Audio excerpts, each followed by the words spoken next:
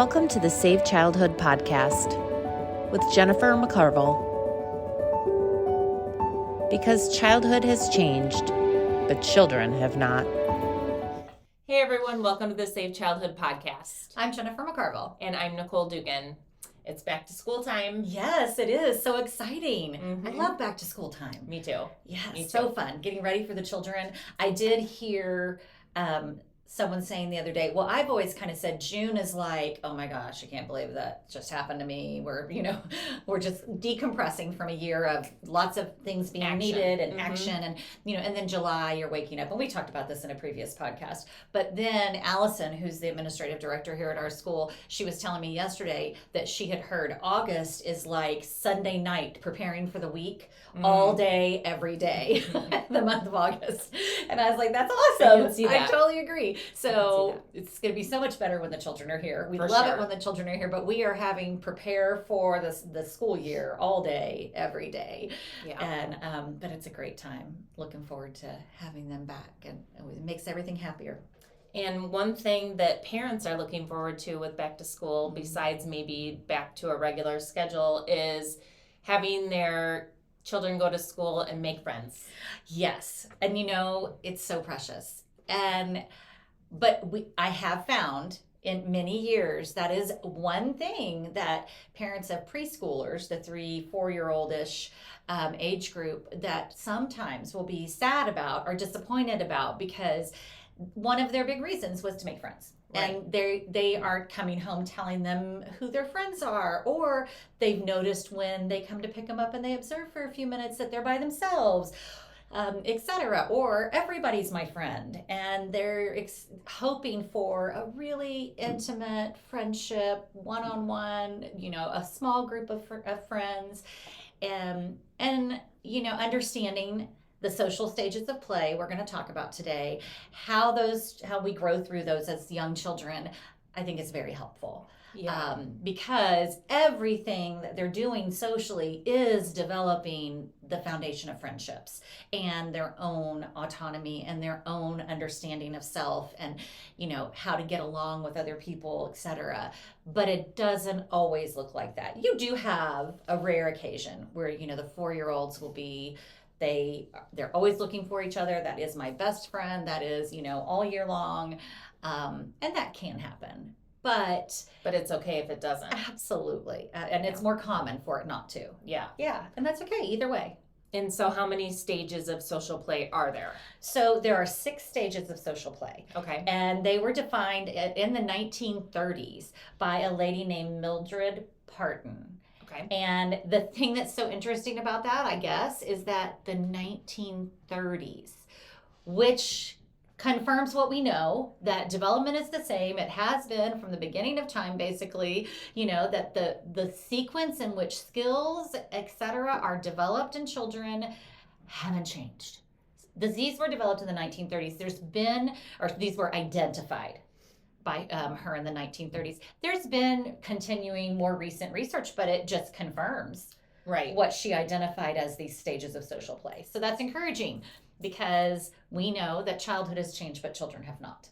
So, of course, I can't miss an opportunity to hold on to that, to remind us that it's important to save childhood. And so we're going to talk about each of the stages today. Do kids ever skip over one? No. They really don't. In the stages of social play, they don't skip over them. We may miss it, but not really. And I think so if we talk about those stages as we break them down, I think it'll make more sense. Okay. But no, they don't really skip the stages. Okay. And they're also not rigid. It's not that from 6 months to 18 months, they're in this stage. And from 19 months to 36 months, they're in this stage. And they move through them, but they also move back, weave through, and participate in these other social stages of play, the previous ones, from time to time, depending on their mood, depending on what their brain is doing. It can depend on a number of things. The activity that they've taken, where their brain is developmentally, what their temperament is, what their mood is for the day. So they are not linear, but they are sequential. Okay. Does that make sense? Yes. Okay. Yes. So let's start walking through them. Okay. So the first stage is unoccupied play. Okay. So you're going to see that in infants, where they're just basically they're learning how to interact with their world.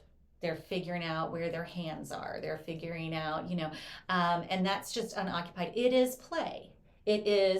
Play is something that is chosen, that is self-chosen, that you can stop anytime that you want to, and that you find pleasure and joy from.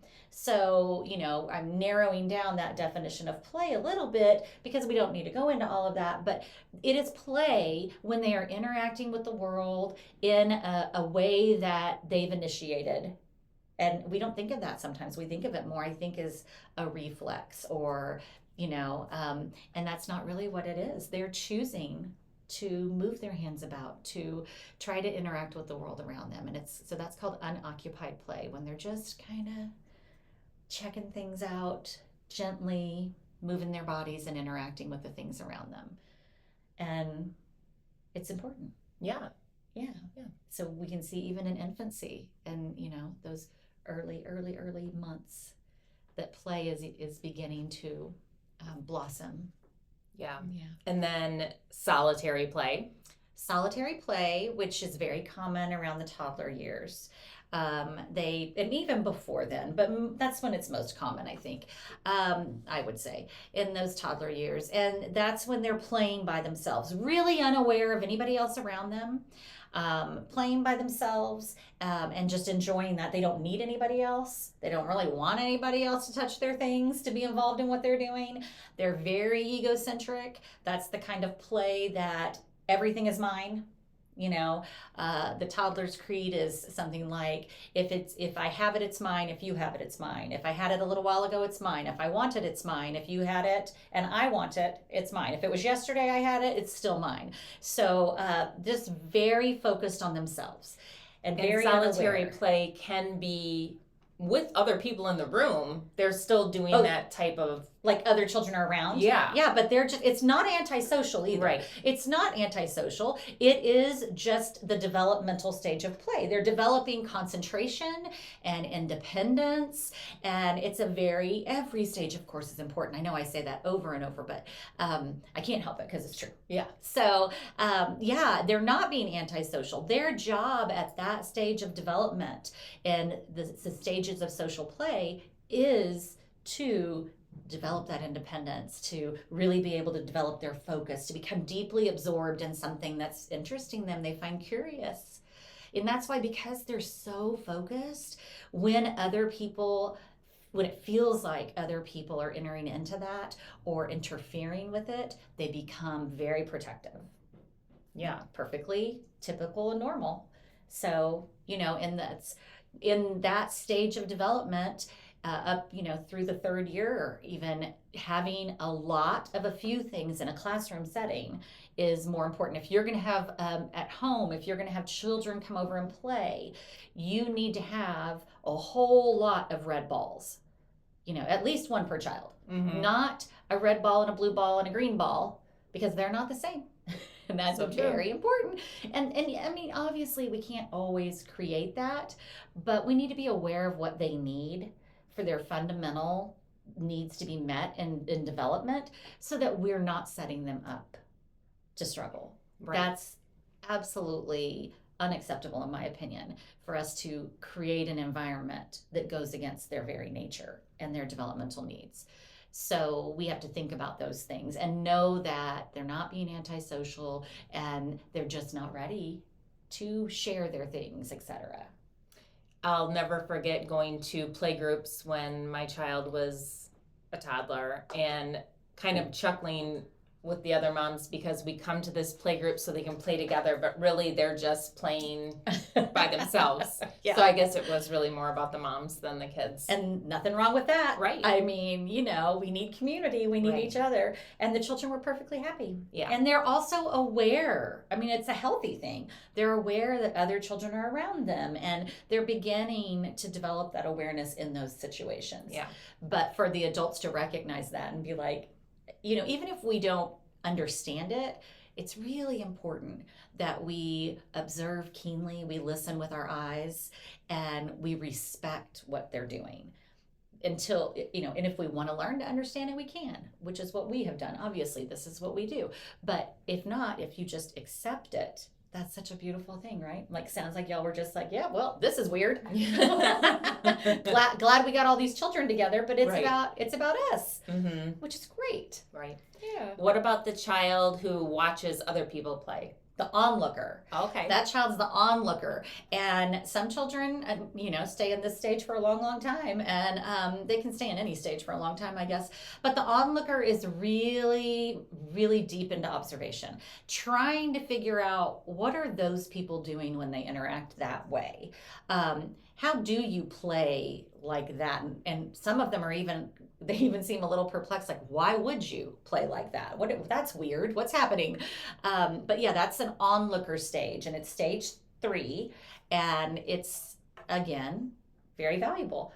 I feel like that's a stage of play that is often overlooked, where we were talking about, do you ever skip stages?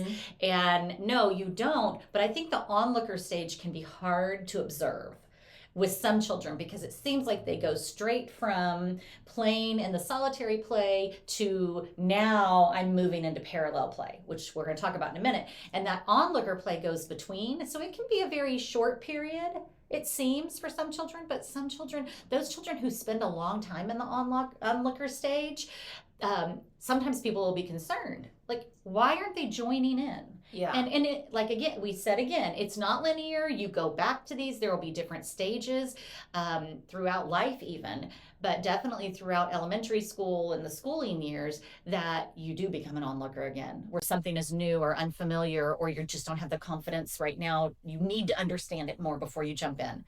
But I think young children who spend a lot of time in the onlooker stage, sometimes adults, I would say, unnecessarily become concerned about that.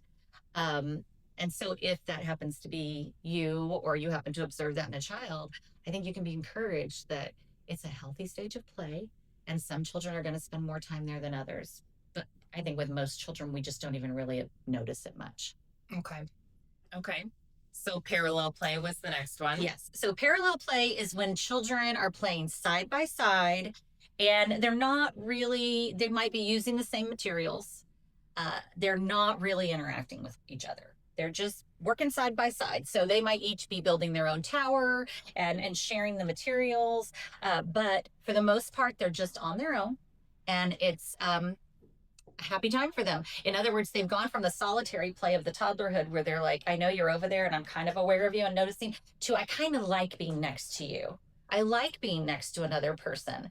And I might even comment a little bit, but not usually in parallel play. So, okay. So next you go from parallel to associative play, and that's where they are going to maybe talk to each other. They're playing and working beside each other, painting at the easel, doing what have you, and they might be talking about what they're doing, or can I borrow the blue paint, or but they're not yet collaborating on their work. Oh, there's not one goal that they both have. No, there's no mutual goal. There's no, they're not making up rules of things to play. That comes later. But they're aware of each other. They're beside each other. They're aware, and they are interacting in ways, whether it's just talking to each other as they both do their thing, or whether it's sharing the materials they're using. Gotcha. So they're associating with each other. Right. That's why it's associative play. So, all right. And then cooperative play. And that's the 6th stage. So cooperative play, and man, does this take time, right? Yeah. And you usually see it emerge during the preschool years. So for some children, it's going to be 3 years old. More than likely, it's going to be 4, where it's really cooperative play. We have a common goal. We are doing the play together. And they're able to really do that joyfully for the most part, but there's going to be a lot of conflict. And thank goodness for the conflict, because that's the learning ground. I mean, we have to constantly remind ourselves that to discipline means to teach. And for children to have conflict when they are in an environment that is not pushing against their developmental needs, the very basic needs they have, and they have responsive, knowledgeable, caring adults in that environment, that's when they're going to learn the skills they need to be successful socially and emotionally. Right. So conflict in and of itself is not a bad thing. We definitely need to be concerned with ourselves when the environment is causing the conflict. That's on the adults. But once we've addressed those things, children in conflict, learning how to deal with your whole spectrum of emotions is the goal. Right. Emotional intelligence and grit, the two most important indicators of a successful adult. Well, you don't develop emotional intelligence unless you have difficult social interactions, difficult feelings to deal with. You deal with them all, the good and the hard. So I want to encourage parents in that, and teachers, that's the biggest part of learning and teaching in the early childhood years. Right. And cooperative play doesn't necessarily mean pretend play. Correct. Cooperative play could look different. Like you all have a common goal of building an obstacle course or a fort or whatever. It doesn't have to be we're playing superheroes. Right. Yeah, no, not at all. It can be, but it can be, yes. But there's a lot of cooperative play going into those kinds of tasks. Making a decision together that you are going to build something, that you're going to paint the picture together, that you're going to, chase somebody across the yard. Right. Hopefully they know you're chasing them. That's a whole other thing. But you can see through these stages where the children aren't coming home in those early years a lot of times with a friend, but they are making friends in the raw sense of the term, right? We just have to understand that making friends means learning how to get along with other people in a productive, joyful, happy way. So I think if we kind of reframe that expectation to align with their development, it makes a lot more sense. Right. And also then we're not rushing them to the cooperative play stage because we see how valuable each one is. Right. Each stage is incredibly valuable. And also they're going to go back and, revisit those other ones. But yeah, again, when in our quest for children to perform more like adults, what seems familiar to us as adults, oftentimes they're being pushed along in their development. And, the social stages of play is no different. A lot of times we're wanting them to move forward with cooperative play. Yeah. But, if you can't meet their needs where they are to the fullest of their, of what they need, then they're going to have a really hard time moving to the next stage of development. So we know they're all important, and cooperative play doesn't have to come early. In fact, you don't see much cooperative play, like genuine, consistent cooperative play is what I'm talking about. You don't see much of that until, the 3-year-old, the 4-year-old. Okay. So what can adults do to support social play? Well, you got to provide them the time and the space. It's great to have those play dates where they're just, they're doing their own thing. But just the opportunities, the space, that breathing and letting them be, and knowing that, recognizing it as valuable. Almost if you play it as a game in your own mind, like, look, they've kind of moved from this stage to that stage. That's fun, and observing it. Nope, they've gone right back to that stage, and now they've looped around to onlooker play. It's kind of just a really cool thing to know, I think. Mm-hmm. But yeah, giving them that space, giving them lots of materials that are open-ended, that have no finite purpose. They're not, batteries, things that have only one way to use them. So you want to make sure they have things to build with, things to imagine with, things that they can, move about and imagine being different things. So blocks and dolls and things like that are just can be adapted to their play to be whatever. Yes. And to add on to that, we do have an episode about loose parts. So if you want to know more about that, check out that episode as well. Loose parts are all open-ended. Yes. So that is a great episode. We also want to be sure that we're not putting that expectation on them of making a friend or being a friend or those kinds of things, and accepting that they don't know their friend's name because they're in parallel play probably, and they don't even need to know their friends' names. And it's such a precious thing. They just a lot of times call everyone their friend, but also not everyone is their friend, and we need to recognize that. I know that's something that we are really intentional about, because I know when back in the day when I was first working with children and when I was learning about children and in college, et cetera, you're told okay, friends, let's come. And they're not friends. They're a bunch of strangers who happen to be in the same classroom. Right. And as they get older, sometimes they'll even tell you, she's not my friend.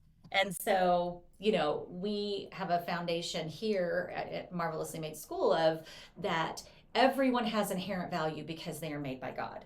And so they don't have to be friends. And we don't tell them that they're friends. Oh, well, you need to be kind because she's your friend. No, because that can come and go. But you need to be kind because everyone has inherent value. And they deserve us to be kind to one another. So making sure. And then modeling kindness for them. Being kind is learning what it really means to be kind is a journey.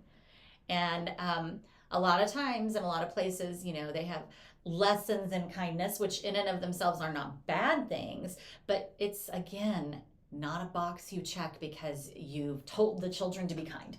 Right. But it's something that we're modeling for them. And knowing that they're going to learn by what they see you do so much more than what they hear us say. So when we're kind, when we say, I'm sorry, when we say, oh, excuse me, could you please hand me that? When we say thank you, and not necessarily demanding it of them. Right. Especially not militantly or every single time. It's much more impactful to model that kindness for them. So. Yeah. Tell the listeners why we don't make children say they're sorry. Oh, okay. So this is a big conversation, right? Yeah. But modeling I'm sorry is a beautiful thing. But making children say I'm sorry, actually, it's counterproductive for our goals. So children who are forced to say I'm sorry very rarely are sorry. And that's like when you're the adult saying like, you took that from him. Look, he's tell him you're sorry. Tell him you're sorry. Right. Tell her you're sorry. And so children who naturally are modeled that language, I'm sorry, and it's genuine and they understand it, you're going to hear that from them sometimes. I'm sorry. You'll also hear that sometimes if they've been in an environment where they're frightened. And they feel like that's going to make the other people around them happy. But a lot of times when children are constantly told, tell them you're sorry, tell them you're sorry, tell her you're sorry, then they see it as what I call the ticket out of trouble. It's, oh, something bad happened and I already know it because I'm made good and I can feel it. And if you pay attention, you can see their bodies react to, oh no, I messed up. Something happened. If I say I'm sorry, it's all going to be okay. Yeah. And we want something deeper and we want something more meaningful. So we don't make them say I'm sorry because our goal is to have repair after rupture in genuine ways. So that might mean, oh my goodness, we need to go get her a Band-Aid or he needs some ice, and making sure everybody's taken care of. And then giving them some tools for how to repair those things, even if they're accidents. Right. And even if they do jump to I'm sorry, we'll say, okay, I understand. Let's talk about what happened. Mm-hmm. So, but modeling I'm sorry in genuine ways for them, that's the way that they learn that kind of kindness. Right. So, I think just like anything else, like I said, what they see us do is going to make the difference. And understanding how children create friendships. And we're going to actually, we're recording another episode soon about how friendships are developed in the middle childhood years and, into the older years, because that looks very different. Obviously, they're all going through these 6 stages of onlooker play, but they're going through these stages of social play.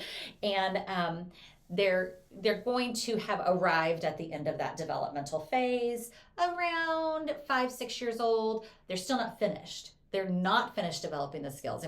That's when you get into elementary school and they spend more time making the rules than ever playing the game. And, there's a lot to learn in cooperative play, which is why, yes, it's the final stage of social play, but it's not the end of learning how to socially interact with people. Right. By any means. Right. But learning also how that looks when they're older is important. And we are going to be delving into that a little bit in a future episode. But I think as school starts and parents are, we invest so much, especially in these early years when we allow someone else to spend time with our children. We're able to, they share them with us. Yeah. And to have all these hopes you've made these decisions or you're away from them, and no matter what, decisions to leave your child somewhere are very thoughtful, and you want good things, and one of those is I'm going to let them go be with other children and they're going to make friends.